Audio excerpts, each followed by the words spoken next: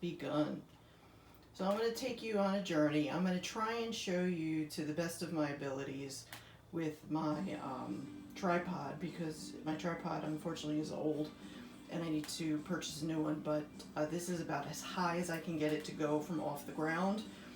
So I am going to do my best to show you as much as I possibly can on how I actually create my candles. So basically what you see in front of you is, this is what I use to measure all of my ingredients, which is the wax and fragrance oils.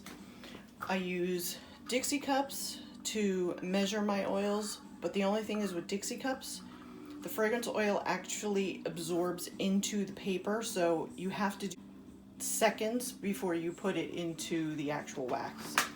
So that is something that I just warn you of, because I've lost a lot of fragrance oil by doing it this way when I did it earlier. So it's a learning process. And I use a thermometer for my wax, and I use this old-fashioned spoon that actually has holes and stuff in it. I found this at a estate sale one year, and I use this to mix my fragrance oil into the actual wax itself. I have a Copper Chef knife that I use to cut my wax when I use the wax that I actually have to cut into a brick, which I will be showing you. And we're going to start there for right now. Okay, so the wax that you see in front of you right now is a Para Soy Blend wax. This is what I primarily use. I started off with soy, but I found that Parasoy blends actually give off more scent, which is what I expect from each one of my candles. So that's why I actually went back to using the Parasoy blends. It's a 70-30 blend, so it's 70% paraffin, 30% soy. I have the melting pot, as you can see right there, and I have it on my scale, and I did tare it. So now what I'm going to do is cut what I need to make my 3 candles. And now basically all I'm doing is just cutting into the wax, and I'm going to measure it out.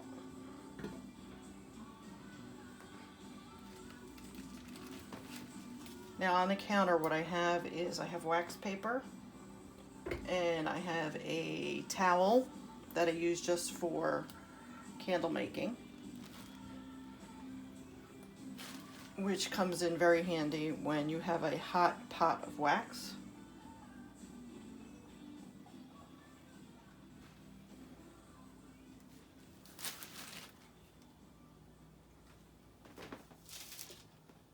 Okay, and I'm measuring in ounces.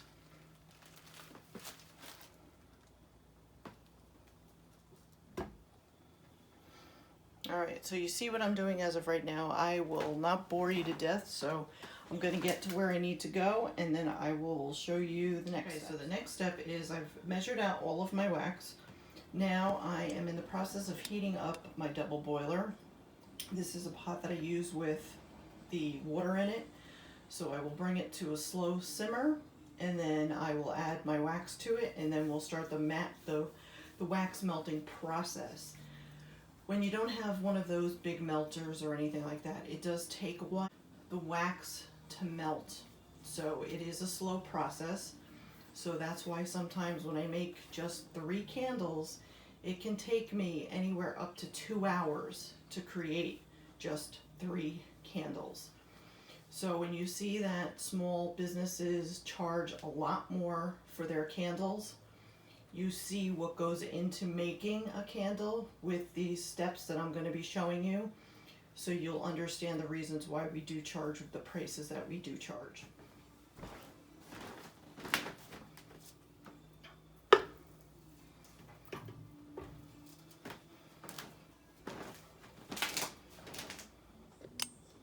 Okay, so as you can see, I put the wax in the double boiler. So now I'm just going to sit here and wait for the wax to melt, and then I will show you the mixing process. Okay, so I took the wax, as you can see it's completely melted. So I took that off of the stove, and as you can see, as of right now, I am just at 200. So now what I have to do is I have to wait until it comes down to about 180, and then I can actually pour in my fragrance oil. So now I am working on mulled wine currently.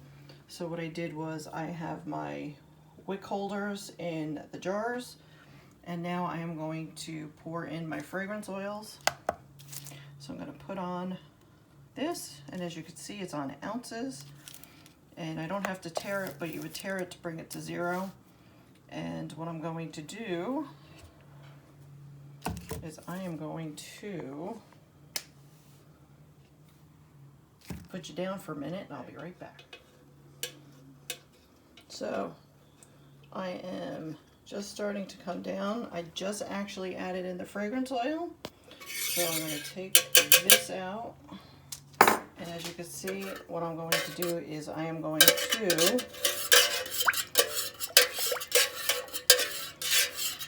mix this for a good 5 to 10 minutes.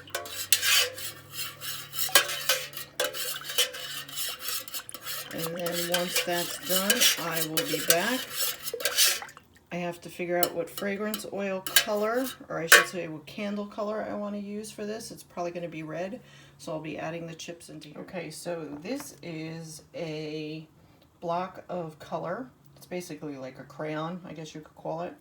So now what I'm going to do is I am going to take a knife and cut into it. I'm going to add that into the oil.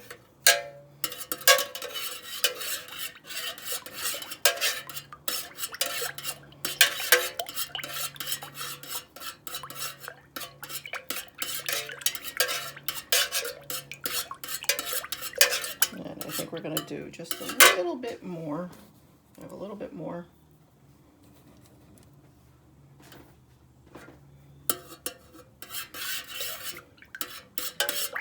And so what I'm going to do is I'm going to wait until that completely melts, and then next we will be pouring the candles. Stay tuned for more. So hopefully this you'll be able to see. Try and go in a little bit more. And since it's a cool night, as you can see, it is actually starting to already adhere to the jar itself. So right now what I'm doing is I'm just making sure that these candle wicks are perfectly centered, and then I'm going to let them sit, and then I will work on apple cider donuts. So we'll work on that one next. So I just topped off the candles, so I hope you can kind of see. And I have a couple of milk cups here, and this is what I do put some of the remaining wax that I usually always have. And I use them either for myself, or I try and sell them to people, or you know, I'll sell them for like $1.50, or what I do too is I will hand them out as gifts to people so they can try different scents. But that's pretty much it. Now I was going to show you how to do the apple cider donut, but I think I really don't need to, because basically I'm going to be doing the same thing, except I'm going to be mixing in 3 different fragrance oils, and I don't want to give away my, you know, combinations of scents and stuff like that for competition, so I'm going to keep that to myself. But I just kind of wanted you to see what I do to create these candles. So now what I will do is I will put this off to the side, and I will let it set up for about a couple of days, and then what I will do is I will trim the wick and put the cap on it, and if I see that it needs to have the heat gun, to smooth out the tops, I will do that. But other than that, you know, unless I'm putting, you know, like sparkles on it or anything like that, that would be the time I would do it as soon as it got to this stage where it's just starting to set up on the top. I also have done where I put the glitter inside the candle as I'm melting down the wax, so you get glitter all throughout the candle. Now that is specific glitter made specifically for candles. You can't just use any type of glitter, so just so you know that. But that's pretty much it. This is the process that I do take for making my candles. So I hope you enjoyed this little journey into candle making, and I hope you'll subscribe and like my channel. This is my original channel. I had lost it because I wasn't able to get into it because of an email issue that I had lost my email from a long time ago. So I was able to actually reconnect with my YouTube channel, so I'm very happy about that. So now I currently have 2 or 3 YouTube channels, but this is going to be my main channel. So you'll see candle stuff, you'll see haul stuff, and you will probably see keto related items because I am trying desperately to get back onto keto. I've been off the wagon again, so I need to get back on it. So hopefully in the next few days you'll see more keto videos coming up too. Alright, I hope everybody has a great weekend. Thank you for watching, and again, don't forget to subscribe. Have a good day.